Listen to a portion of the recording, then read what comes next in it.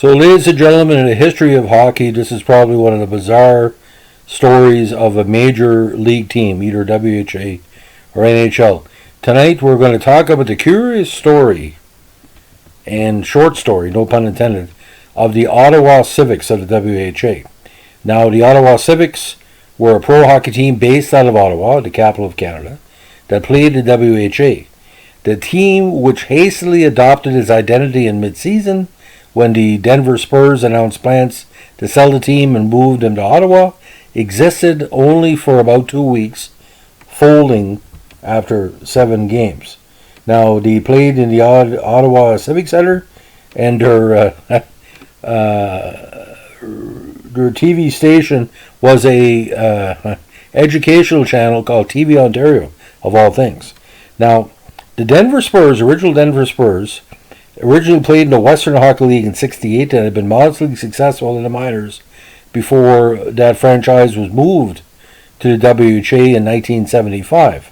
However, fans in Denver had been expecting an NHL team after Spurs owner Ivan Molinex won a conditional NHL expansion franchise to begin play in '77, only to see those plans fizzle out, which talks about Kansas City moving to Colorado. That's another story.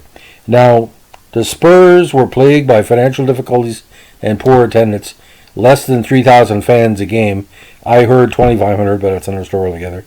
Widely attributed to the Denver fan base rejecting the WHA as a minor league. However, they were also dogged by rumors that the NHL was planning to move either, like I said, the Kansas City Scouts or the league-owned California Golden Seals of Denver. The Scouts, who would indeed eventually move to Denver as the Rockies in the '76 season. Molinex knew that he could not possibly compete with an NHL team. Now, the squad unofficially folded in December when Molinex wanted out, and the league stepped in to broker a deal with an Ottawa group called the Founders Club.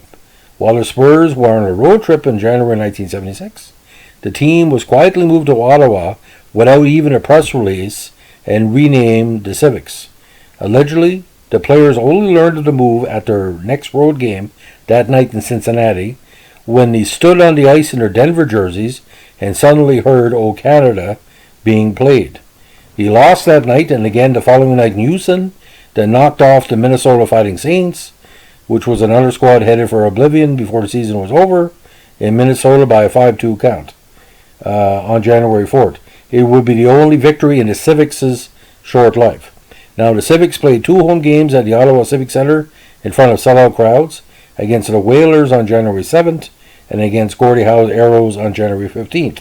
However, the Founders Club simply could not have the means nor the money to close the purchase, and Molinex was not interested in operating a team in Ottawa.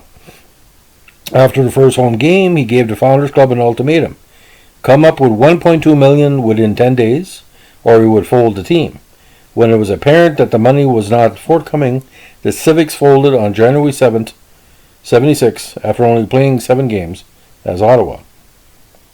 Now, because of this rushed nature of the move, the Civics did not adopt a logo or colors and continued to wear the Spurs' orange road uniforms for all of their games, including their 2 home games.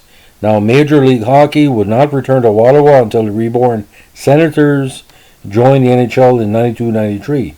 The last active Spurs Civics player in the NHL was Ron DeLorme, of all people, who retired after the '84-'85 season, almost a decade after. Now, the Civics' 7-game, 2-week existence made them easily the shortest-lived team in the WHA's 7-year history, and one of the shortest-lived teams to ever played a major professional sport. Only the Tonawanda Cardex Lumbermen, whose 1 week in the NFL in 1921 stands as the current record, have a shorter known time span of existence. Combined with the 34 games played as the Spurs, the 41 games were easily the shortest-lived franchise in WHA history. Talking about that, 1976, 41 games, 14 wins, 26 losses, 1 tie, goals for 134, goals against 172. A bizarre end to a bizarre situation, but the mid-1970s were pretty freaky in the WHA. And One of these days we'll have a mini series on 30 for 30.